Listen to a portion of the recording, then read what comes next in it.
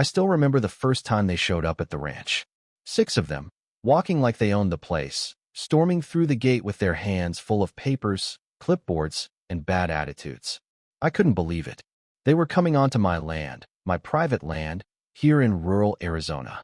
I wasn't prepared for what came next, but I should have been. My name's Paul Carter, and this is my story.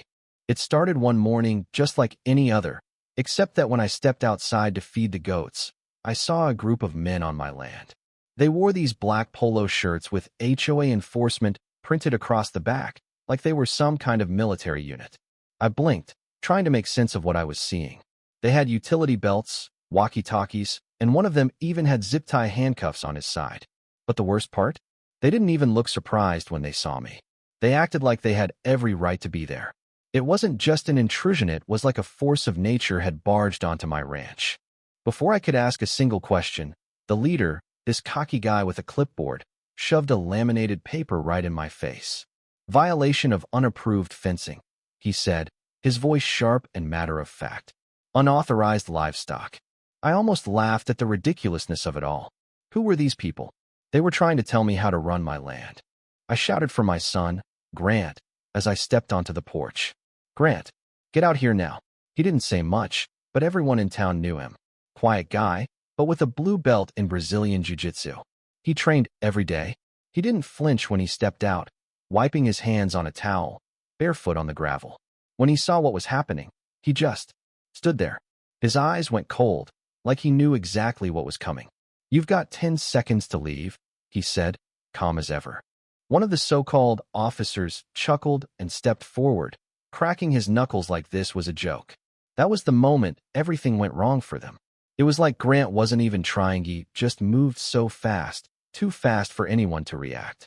The first guy who tried to grab him ended up face down in the dirt, arm twisted behind his back, screaming.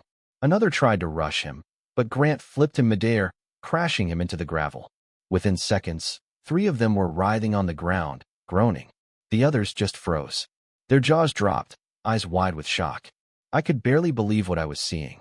And that's when it got even crazier. One of the guys, the leader, reached for something on his belt.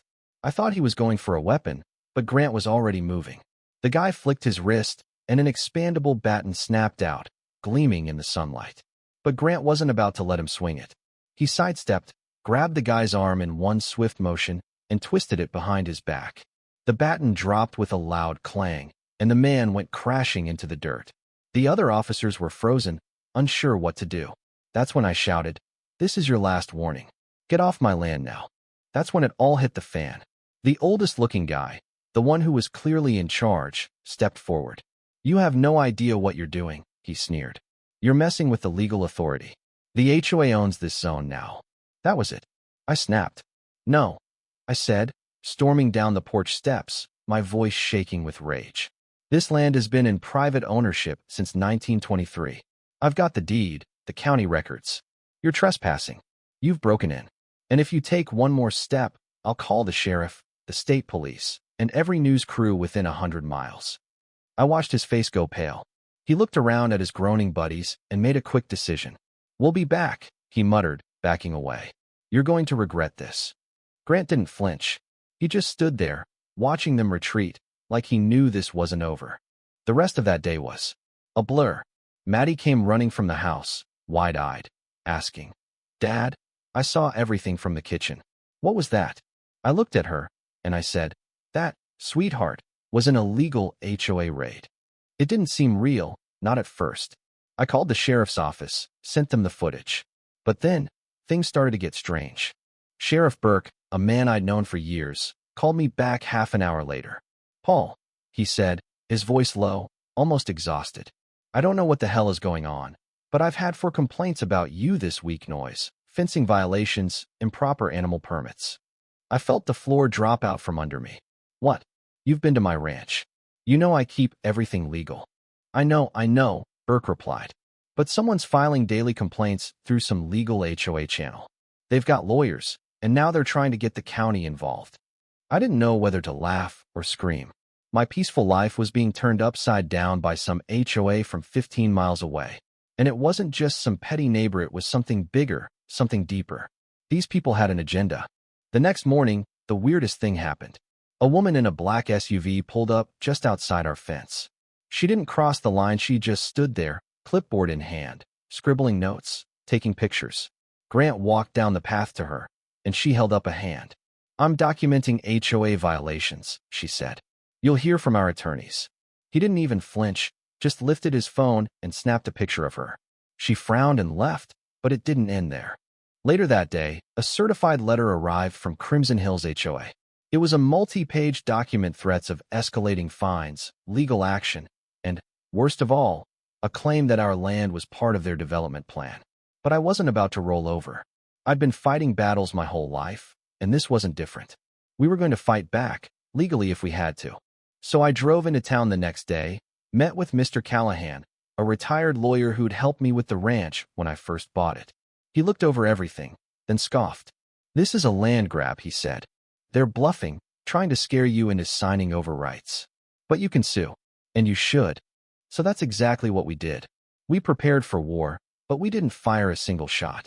We fought with facts, with cameras, and with the law on our side. Marissa Blackwell, a civil rights lawyer I hired, took on the case. The next few weeks were a whirlwind of motions, hearings, and legal documents flying back and forth. Then came the day the bulldozers showed up. It was just before dawn when I heard the rumble of engines. I rushed outside, and there they were, two bulldozers, a black van with tinted windows, and a white utility truck. But they didn't know what was waiting for them. Lining the road to our ranch were over 40 people, neighbors, ranchers, veterans standing shoulder to shoulder, arms crossed. And there I was at the front, with Grant by my side.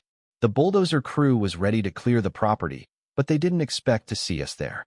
They didn't expect to see all of us. One of them stepped forward, clipboard in hand, like he was still in charge. "We're under HOA order to clear this property," he said. "Structures are deemed non-compliant." I stepped forward, looking him dead in the eye. "You need to back that with a court order, a sheriff's escort, and a title deed that says your name on it. Got any of those?" The guy blinked. He didn't have anything. "This was private land." "We're not part of your HOA," I said. "You have no jurisdiction here. And every camera you see," I pointed to the poles with blinking red lights, "is live streaming this to 4 different lawyers, 2 news stations, and the state land commissioner's office." Then Harold Finch showed up. He stepped out of his shiny BMW, smug grin on his face, holding a briefcase like he had it all figured out. "You may have gotten some attention," he said, "but in the end, the law will catch up to you. This land falls under Crimson Hills expansion. Annexation is underway. Your resistance is cute, but it's pointless." I looked him dead in the eye. "You sent fake officers, illegal drones, and goons in the middle of the night. You've cut our power. You've harassed my kids. But you messed up. You came after people who don't bend." And that's when Sheriff Burke arrived, the one man we hadn't expected. Tired eyes, tired face, but with something different in his step. He didn't even glance at Finch. He walked straight to me, looked at the bulldozer crew, and said, "This man owns this land, fair and legal. No HOA claims override state law. You proceed, you'll be arrested." And just like that, it was over. The bulldozers powered down. Harold Finch turned red, muttered something under his breath, and got back in his BMW. The rest of them scattered. We won that day, but it didn't stop there. The next morning, a court summons arrived. Crimson Hills HOA was suing us for assault and obstruction of their development. They were dragging Grant's name through the mud. It didn't end there, because we weren't done yet. We had lawyers. We had the truth. And we had the community. And just when they thought they had us cornered, we stood up. The truth won that day. Not guns, not violence. Just truth. And the power of standing together. I want you to think about that. What would you do if someone tried to take what was yours, and they used power and intimidation to do it? What would you do if they used the law, or claimed to? Would you fight back? Let me know in the comments.